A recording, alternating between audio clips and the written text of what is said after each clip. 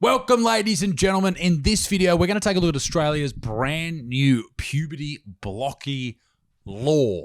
Apparently, it's very transphobic. It's horrible. It's right up our alley. I also want to talk about the best thing to ever happen to Anne Frank. We're going to get to that and more in this video in a new version of this channel, the Mum and Dad Show. It's let's face facts. For some reason, the podcast sometimes is a bit of a hectic thing to get to.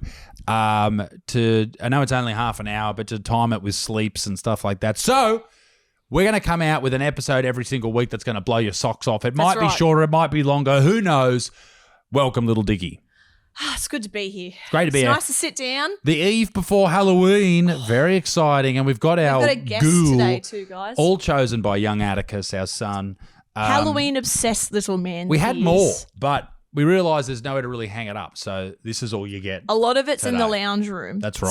So we had some set up in here in the studio, and Addy Boy has moved it to the lounge room because What a he's guy. looking after the ghouls and the ghosts. I actually Googled yesterday. I searched on Reddit that Oh, don't go on Reddit. I wanted to make sure that it wasn't You're weird. too straight to go on Reddit. that our son was getting into this many ghouls. And But they apparently just- it's fine. Oh, yeah. But on the topic It's of... from America, from all the pumpkins on our That's holiday. true. Anyway, on our holiday, he go loved on. pumpkins. But on the topic of straight kids, puberty blockers, one of the biggest interventions when it comes to gender dysphoria, was banned on the use of kids under the age of 18 in Queensland last... I think it was actually a couple of weeks ago, but the ban was overturned just yesterday, and it has been re-overturned overnight. It's all happening in Queensland. Why? So it was basically and we'll get to the article in a second, but it was basically a promise that came from the incoming leader or the governor of that state saying we're Of going the to get... gays? No, of the Gay people should have one. What do you mean? Just a head honcho that just says Head of enough the gays? bullshit. Yeah.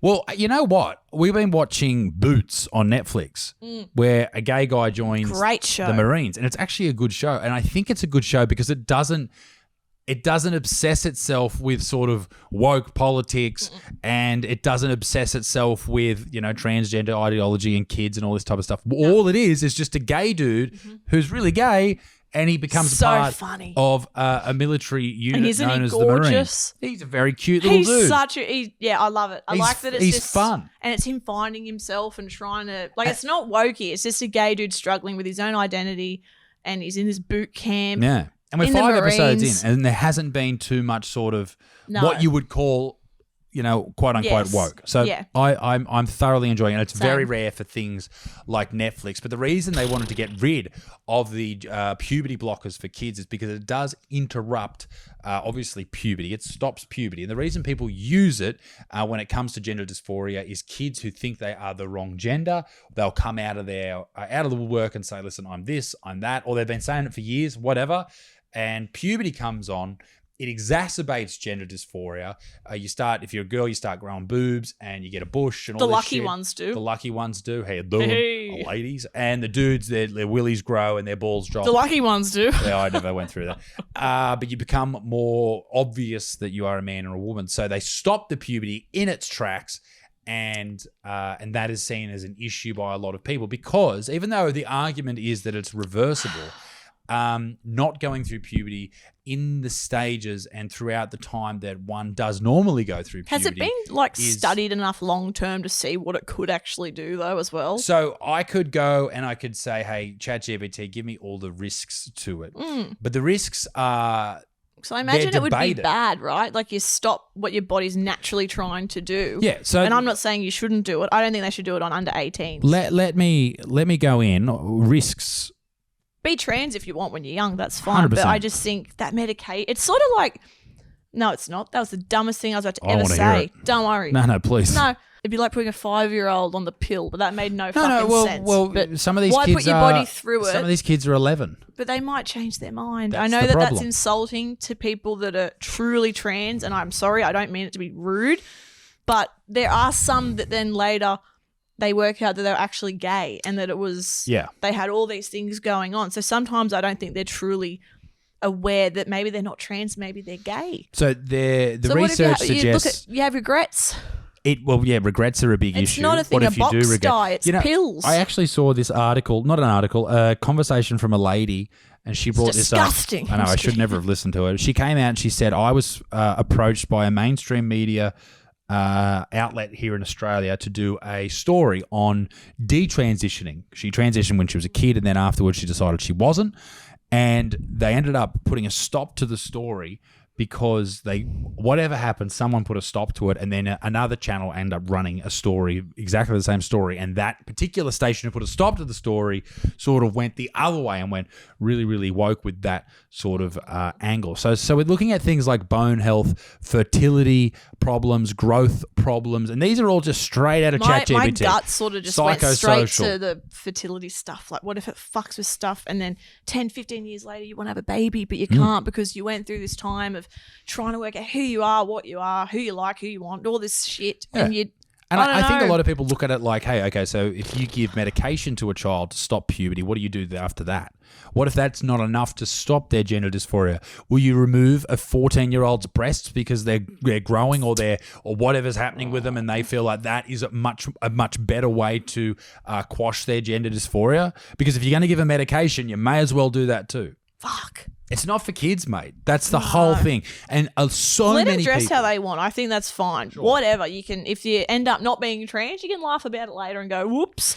You know, not that. Is that RFK Jr.? I think that is RFK Jr. What we need is the coke's making them all. So the Queensland Health Minister came out, and so after a ban was put on it, the ban was removed by a judge. I love how quick the government can do things when they really want to. Isn't it beautiful? There's a fucking pothole over there that's been there for 8 years. I can't do anything about it. The Queensland Health Minister reinstated a ban on puberty blockers 6 hours after the Supreme Court 6 hours judge overturned the Fuck January me, freeze. Australia. Woo! I know.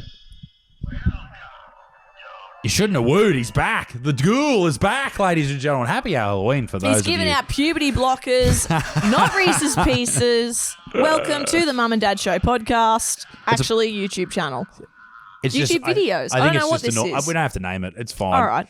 Moving on. Yeah, they've come out and they've said basically, listen, we are not going to allow this overturn to happen, and they're going to have a big debate that's going to come into the Parliament. Now, the reason they did actually get the judge to overturn it was because they basically rushed it through Parliament. There was no debate. Some good-looking spokespeople for what they're protesting for the trans about, party. by the way. They didn't have a proper debate, and they should. They should have a proper debate. They should talk to the experts.